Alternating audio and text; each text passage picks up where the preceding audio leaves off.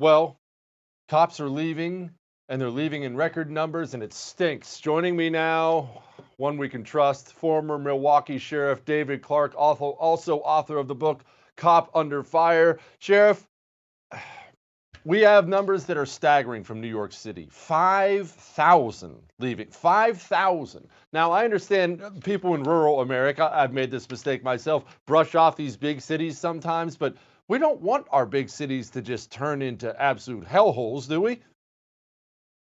No, we don't. These are the center of urban life. There's no doubt about that. They have their issues. Look, cities are complex entities, and you know that. But one of the most important things that you have to do when you're the leader of a city, whether it's a mayor or a town or city council, is you have to secure the personal safety of your citizens. You have a large amount of people living in a very condensed and compacted area, and so you have to have people with social skills. What you have in these urban centers, all run by Democrats, is you have the rise of the black underclass. That's where most of this crime is happening. The victims are black, the perpetrators are black. So you must do everything you can at every opportunity to keep crime under control, and that's not happening right now. They've flipped this thing on its head. The Democrats did this. The criminals have been made into victims. The cops are the bad guys. They've bastardized the criminal justice system, calling it racist. This has emboldened the criminal, for heaven's sakes. The cops are on their heels, and as a result, the crime victimization starts to rise. Sheriff, setting aside the nut jobs on the left for just a moment, we'll get back to them. But okay, Sheriff David Clarke is in charge of all these big cities.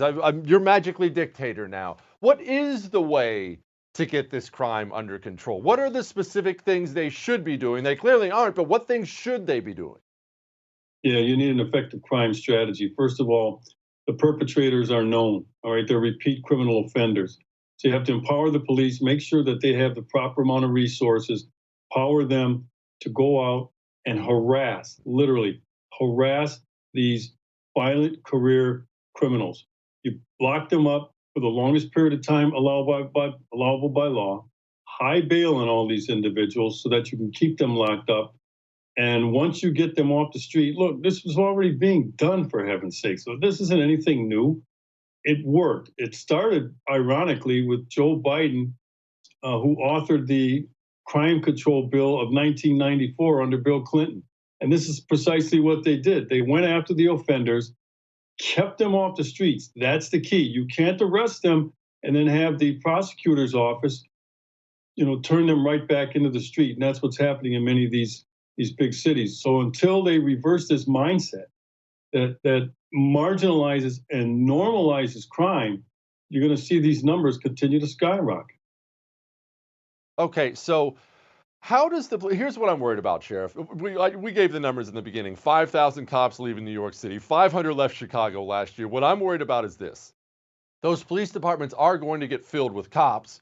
The guys who are leaving, and feel free to correct me if I'm wrong, I would argue a lot of those are going to be your most talented guys, smart, talented men and women with options going to do something else. So you're going to fill up these police departments, important police departments, with a bunch of turds who are maybe not the best, brightest, or smart, or frankly, cleanest in the world.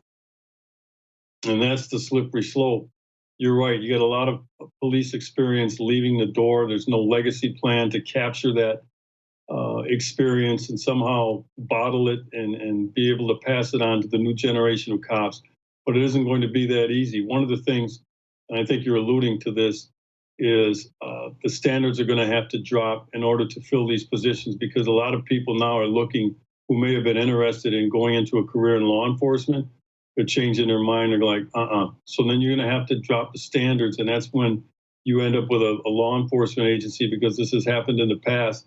And it happens in a lot of other countries. It becomes corrupt. Sheriff, is there a bottom? And what I mean by that is I see this death spiral. You and I have had this conversation on the air several times. I see this death spiral. We just talked about, good cops are leaving. You're going to have worse cops come in. They're placing even more restrictions on the police, more criminals, fewer cops, fewer good cops. This just seems like the toilet bowl is swirling, and it doesn't seem like there's a bottom. Is there a bottom?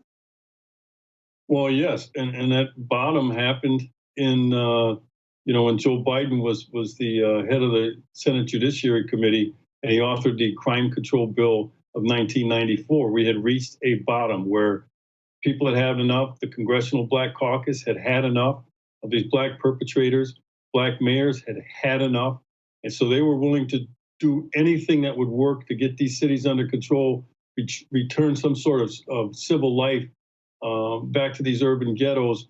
And that crime bill, that 1994 crime bill, was the ticket. That's what worked.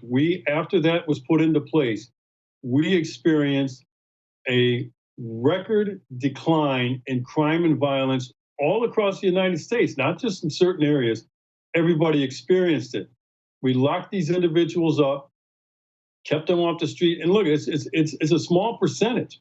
So you don't have that much to do in terms of identifying the repeat offenders, getting them off the streets, for heaven's sakes.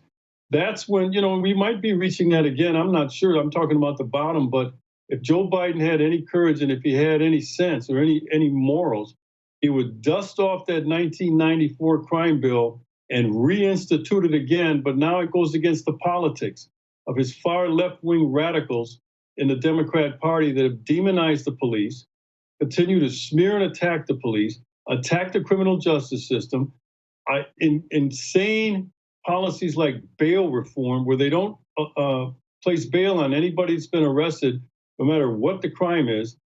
You don't have prosecutions. I saw the other day in New York where most of the people who've been arrested for rioting and looting in New York City are not going to be charged. It's those kind of crazy policies that feed this thing.